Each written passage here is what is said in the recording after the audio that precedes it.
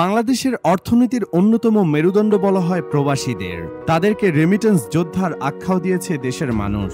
সেই প্রবাসীদের জন্যই একসাথে অনেকগুলো সুখবর প্রকাশ করেছেন প্রবাসী কল্যাণ ও বৈদেশিক কর্মসংস্থান মন্ত্রণালয়ের উপদেষ্টা ডক্টর আসিফ নজরুল। প্রবাসীদের বিমানবন্দরে ভিআইপি সেবা দেওয়ার পাশাপাশি বৈষম্য বিরোধী আন্দোলনে প্রবাসের সাজাপ্রাপ্তদের পুনর্বাসন করবে সরকার, এমন ঘোষণাও দিয়েছেন তিনি। বহু বছর থেকে দেশের অর্থনীতি সচল রাখতে বড় ভূমিকা পালন করছে প্রবাসীরা। তাদের পাঠানো রেমিটেন্স দেশের রিজার্ভ স্থিতিশীল রাখতেও ভূমিকা রাখে। এমন অবদানের স্বীকৃতিস্বরূপ বিমানবন্দরে রেমিটেন্স যোদ্ধাদের ভিআইপি সেবা দেওয়া হবে বলে জানিয়েছেন প্রবাসী কল্যাণ ও বৈদেশিক কর্মসংস্থান মন্ত্রণালয়ের উপদেষ্টা doctor Asif Nazrul.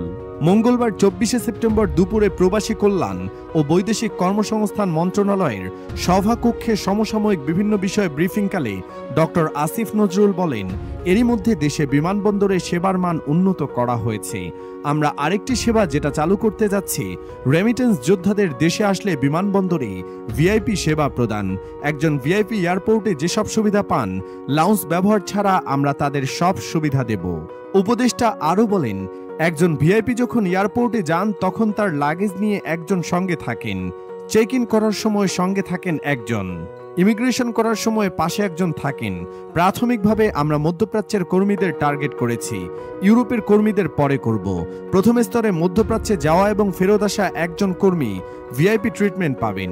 VIP lounge ব্যবহারের বিষয়ে আসিফ নজরুল বলেন, লাউঞ্জ ব্যবহার করতে দেওয়ার বিষয়ে আমরা পরে চিন্তা করছি, এটা অনেক পরের কাজ। বিমানবন্দরে যাওয়ার পর একজন কর্মীর যে অসহায় অবস্থা তৈরি হয়, আগামী 2 সপ্তাহ থেকে 1 মাসের মধ্যে আমরা সেটি দূর করতে চাই। উপদেষ্টা আরও বলেন, রেমিটেন্স যোদ্ধারা কোন গেট দিয়ে প্রবেশ করবেন, চেক ইন কিভাবে করবেন, ফর্ম পূরণ করা লাগলে কিভাবে করবেন, ইমিগ্রেশনে কোনো কাগজ চাইলে কিভাবে সেটি করবেন, এসব কাজে নিয়োজিত থাকবে বিমানবন্দরের প্রবাসী কল্যাণ ডেস্ক। প্রয়োজন হলে এই ডেস্কের জন্য আউটসোর্সিং এর মাধ্যমে প্রশিক্ষণ দিয়ে নতুন লোক নিয়োগ দেওয়া হবে।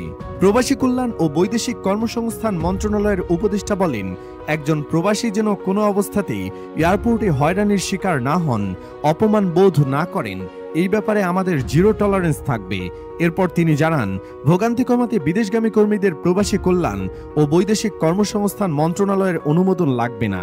এখন থেকে শুধুমাত্র সংশ্লিষ্ট দেশের দূতাবাস এবং জনশক্তি কর্মসংস্থান ও প্রশিক্ষণ ব্যুরো বিএমইটি বিষয়টি দেখভাল করবে।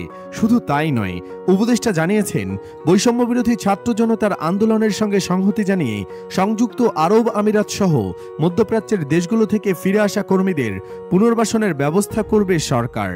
আসিফ নজরুল বলেন, ছাত্র জনতার আন্দোলনে সংহতি জানিয়ে যেসব প্রবাসী নিজেদের জীবন জীবিকা হুমকির মুখে ফেলে কারাবরণ করেছেন, আমরা তাদের এই প্রতিদান মনে রেখেছি। প্রবাসী কল্যাণ মন্ত্রণালয়ের পক্ষ থেকে তাদের পুনর্বাসনের ব্যবস্থা করব।